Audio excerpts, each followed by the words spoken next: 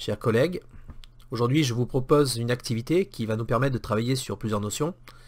La notion de sélection sexuelle, la notion de sélection naturelle, la notion de dérive génétique, mais également de mettre en jeu l'esprit critique, de faire appel à l'esprit critique de nos élèves qui vont devoir à la fin de l'activité revenir sur leurs conclusions en prenant en compte des résultats d'une étude scientifique.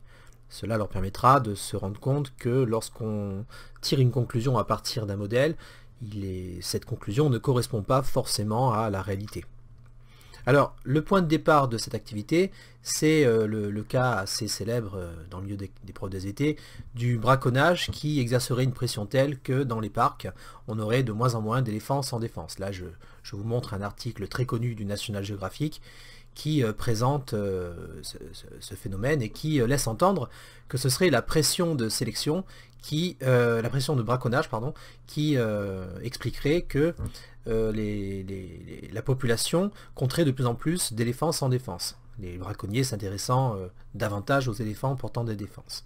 Donc on va partir de cette hypothèse, on va supposer que la pression exercée par les braconniers explique la disparition des éléphants avec défense, en utilisant un modèle. Alors, on ne va pas faire construire le modèle en partant de zéro aux élèves, d'autant plus que cette activité est destinée à des élèves de seconde. Cela prendrait du temps et c'est un petit peu violent pour un élève de seconde de partir d'une page blanche. Alors on va proposer aux élèves ce modèle qui est inclus dans la banque du modèle, le modèle éléphant. Donc sur ce modèle, nous avons un environnement qui est représenté par une grille de 20 carreaux, de 20 colonnes sur 20 lignes. Et nous avons deux agents, des éléphants avec défense et des éléphants sans défense. Alors on a simplifié le modèle de reproduction. On va partir du principe qu'on est face à une reproduction de type haploïde, c'est-à-dire que chaque éléphant ne porte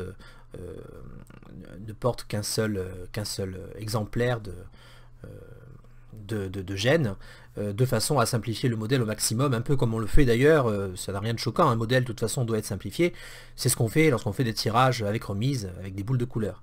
Donc là, il y a deux types d'éléphants, avec défense, sans défense, et on a fixé trois règles. La règle qui correspond à la reproduction de deux éléphants portant des défenses, donc si deux éléphants portent des défenses se reproduisent, eh bien on va dire qu'ils ne donnent que des éléphants avec défense. Si deux éléphants sans défense se reproduisent, on part du principe qu'ils donnent uniquement une descendance sans défense.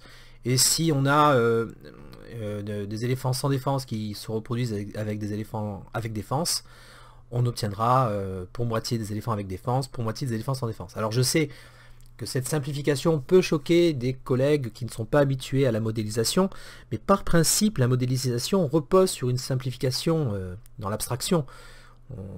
En réalité, le port des défenses repose sur plusieurs gènes, évidemment, c'est un caractère polygénique, et en plus, les éléphants sont bien entendu diploïdes. Mais que cela ne nous freine pas dans la modélisation, cela ne changera pas grand-chose au résultat. Alors, voilà donc notre modèle. Si je le fais tourner, eh bien, je vois que les éléphants se déplacent aléatoirement à l'écran, et que lorsque deux éléphants avec défense ou sans défense, ou les deux se croisent, ils donnent une descendance. Et si je laisse tourner le modèle, du fait de la dérive génétique, vous connaissez la suite, il arrivera un moment où il restera uniquement des éléphants avec défense ou des éléphants sans défense. Ça, c'est la dérive génétique.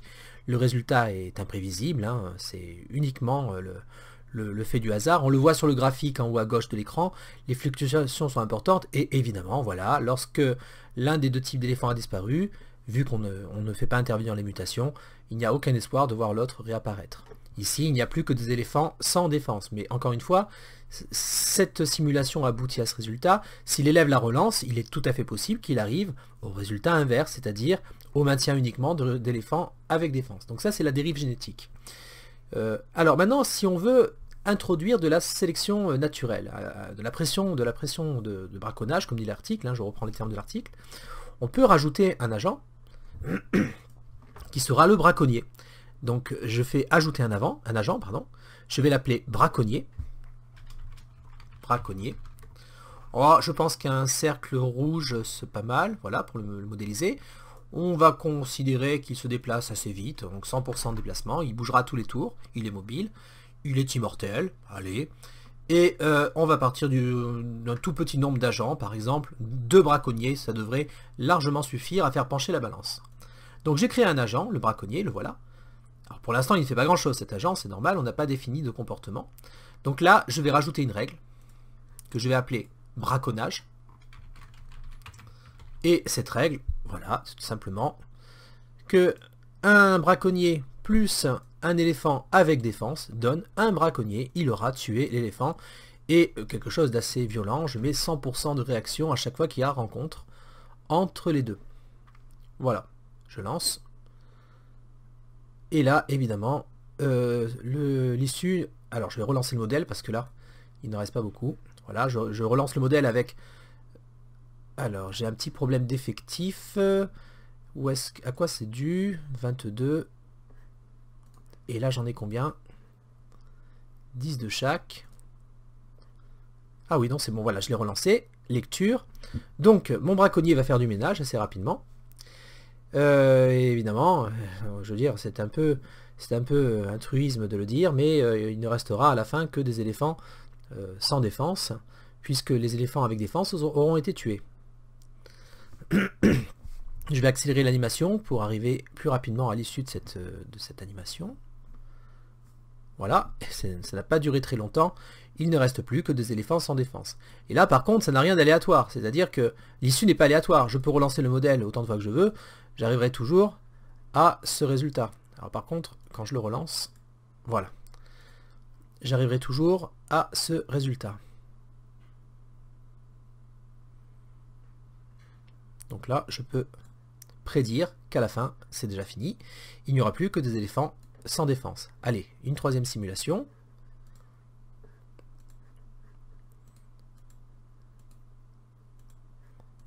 Voilà, il y a un petit problème qu'il va falloir que je corrige.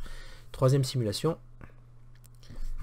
Et encore une fois, l'issue sera la disparition des éléphants avec défense. Bon. Donc il semblerait que, en modélisant le braconnage, on arrive bien au résultat prévu par l'article du National Geographic. Alors, maintenant, comment pourrait-on montrer que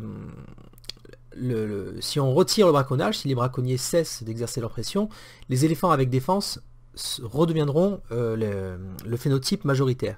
Et bien pour cela, il va falloir modéliser une deuxième règle qui correspond à une certaine réalité. Les éléphants avec défense se débrouillent mieux que les éléphants sans défense pour ce qu'il s'agit de se nourrir, d'arracher les écorces ou que sais-je, et surtout il y aurait une sélection sexuelle dans les confrontations entre mâles, et dans le choix des femelles, les éléphants avec défense seraient davantage choisis pour la reproduction. Alors, je vais retirer le braconnier, je supprime le braconnier, je n'en ai plus besoin, et je vais modifier certains paramètres.